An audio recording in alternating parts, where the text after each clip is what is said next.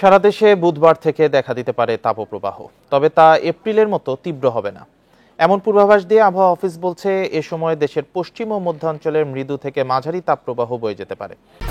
1, 2, 3 ঢাকায় জমি জিতে নিন 100% ক্যাশব্যাক সহ 20 কোটি টাকার পুরস্কার। প্রায় এক মাসের দীর্ঘ তাপপ্রবাহ শেষে 2রা মে থেকে দেশে বৃষ্টি শুরু হয়, যা পরবর্তীতে সারা দেশে বিস্তার লাভ করে। এখন চট্টগ্রাম বিভাগ বাদে সব বিভাগেই বিক্ষিপ্তভাবে হালকা বৃষ্টি হচ্ছে, তবে এ মাসের মধ্যভাগ থেকে বৃষ্টির প্রভাব কমবে। আবহাওয়া অফিস বলছে এ সময় খুলনা, বরিশাল, ঢাকা বিভাগে আবারও বাড়তে পারে গরম।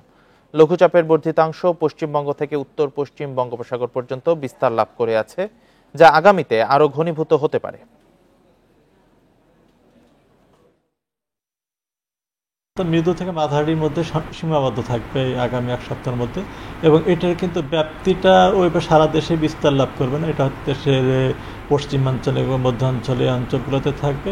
20 তারিখের পরে একটা লঘুচাপ তৈরি হওয়ার সম্ভাবনা দেখা দিয়েছে বঙ্গোপসাগরে, এবং এটা লঘুচাপ তৈরি হলে তারপরে আসলে বোঝা যাবে এটা কোন অবস্থায় যায়, কোন দিকে যায়।